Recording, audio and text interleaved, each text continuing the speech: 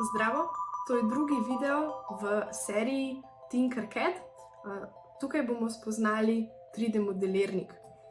Bomo odprli 3D Designs in ustvarili naš nov dizajn oziroma novo kreacijo s klikom na Create New Design.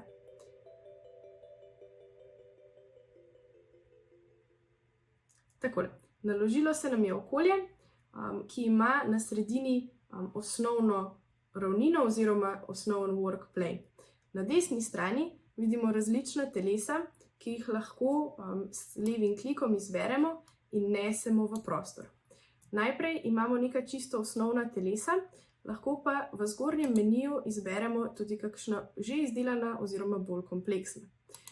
Možnost imamo izbrati med polnim in praznim telesom. Prazno telo pravzaprav v materialu odvzame nek prostor, kar izgleda nekako kot luknja, recimo.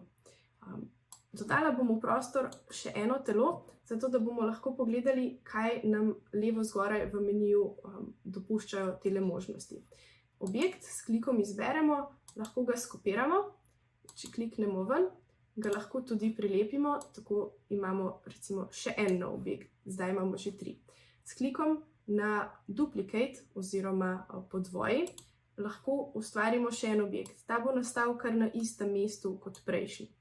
Če želimo stvar izbrisati, lahko kliknemo na tole kantico, ki označuje Delete oziroma izbriši. Če z izbiro nismo zadovoljni, lahko to razveljavimo oziroma še enkrat razveljavimo, v katerokoli smer želimo. Za naš dizajn, kjer bomo zmodelirali neko enostavno hiško, ne bomo potrebovali toliko likov, zato bom še 2 izbrisala. Takole. Naredili, kot sem že rekla, bomo neko čisto enostavno hišico, ki bo malo večja od tegale osnovnega telesa. Povečali jo bomo tako, da lahko primemo za neko oglišče, ki je označeno z belim kvadratkom, in ga z levim klikom povlečemo v različne smeri, tako da ga izberemo, kot nam je najljubše. Če si želimo neke bolj simetrične oziroma točne vrednosti, lahko kliknemo in vnesemo velikost, recimo 30 mm in 30 mm. Tako. Sedaj bomo pogledali, kako tudi zamenjamo pogled, če nam osnoven ni najbolj po godu oziroma si želimo objekt pogledati še iz drugih strani. S klikom na desni del miške lahko prostor rotiramo okrog ene točke, ki smo jo prijeli na začetku. S klikom na kolo se lahko premikamo gor in dol. Če kolo vrtimo naprej in nazaj, se lahko premikamo bližje telesu ali stran od telesa. Če nam to ni najbolj domače, si lahko pomagamo tudi s kocko, ki je v levem zgornjem kotu. Lahko jo primemo z levim klikom in jo zavrtimo. Lahko kliknemo na posamezno ravnino, ki se bo poravnala v pogled, ki smo ga izbrali. Če se nam pogled takole oddali in ne vemo, kako bi prišli v osnovni pogled, tako kot je bil na začetku, lahko kliknemo na hišico, ki nas bo popeljala nazaj na začetek, tako da se bomo znajdli in le najbolje videli naš izdelek. Super. Zdaj nekako poznamo orodje in je čas, da res zgradimo neko hišico. Vrata bomo na primer naredili iz prazne škatle oziroma boksa. Najprej jih bomo predimenzionirali, malo jih bomo zmanjšali, malo zožili.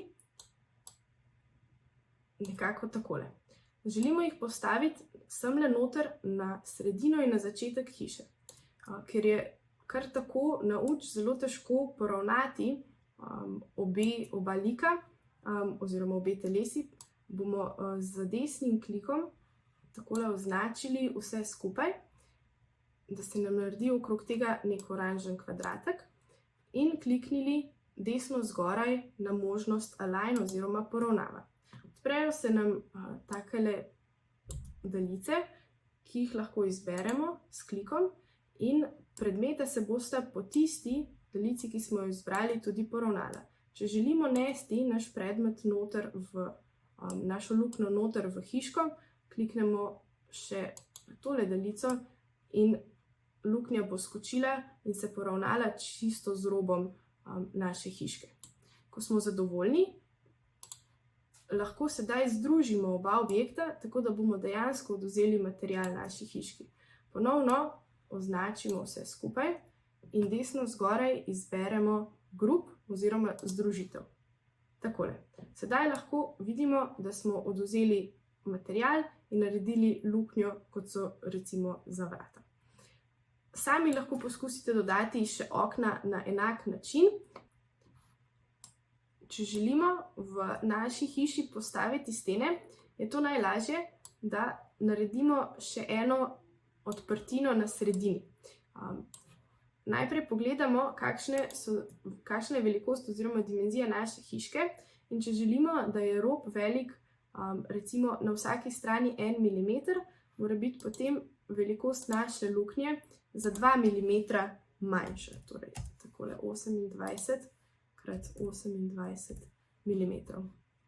Sedaj lahko enako kot prej z poravnavami postavimo našo luknjo čisto na sredino naše hiške. Izberemo ponovno oba objekta in z Align poravnamo našo luknjo takole na sredino. Ko poravnave ni več možno izbrati, pomeni, da je luknja v eni smeri že poravnana.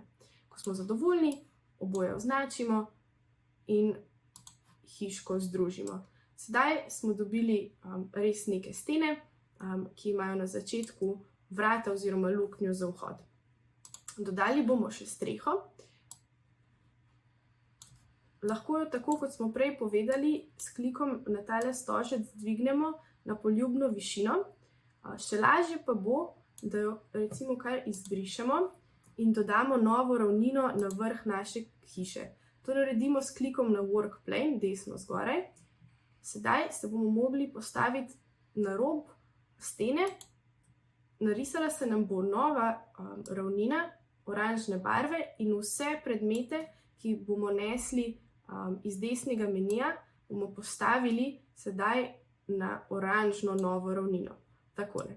Hiško oziroma streho bomo še popravili, da bo dejansko segla čez našo celo hišo, in če želimo, jo lahko zamenjamo tudi barvo, na primer na modro. Ko smo zadovoljni in ne bomo več delali nič na zgornji ravnini, ponovno izberemo Work Plane in kliknemo na osnovno ravnino. Takole, sedaj so vsi predmeti ponovno vezani na osnovno ravnino. Potrebno je hiško še združiti, kajti če jo želimo premakniti, nam bo spodnji del pobegnil, ker se streha ne drži sten. Razveljavimo, kar smo ravnokar naredili, označimo celo hiško in kliknemo na Group oziroma Združi. Po združitvi smo opazili, da je streha prav tako rdeče barve kot tudi stene. Če želimo, lahko s klikom na Solid izberemo možnost Multicolor oziroma večbarvnost. Tako bosta telesi ostali enake barve kot prej. Če želimo streho prebarvati, bo potrebno hiško razdružiti. To naredimo s klikom na Ungroup. Takole. Sedaj lahko izberemo samo streho, jo prebarvamo na primer na zeleno barvo, tako kot prej. Spet označimo in združimo takole. Ponovno označimo Multicolor, da bo hiška take barve kot prej, kot smo si jo želeli. Tako, sedaj poznamo neke čiste osnove 3D modeliranja. Lahko na hitro naredimo še neko drevo, recimo izberemo cilinder, ga pridimenzioniramo in na vrh postavimo še nek stožec, recimo takole.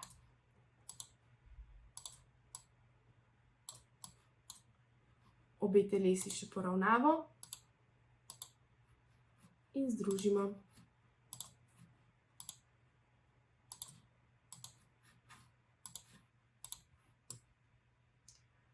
Takole.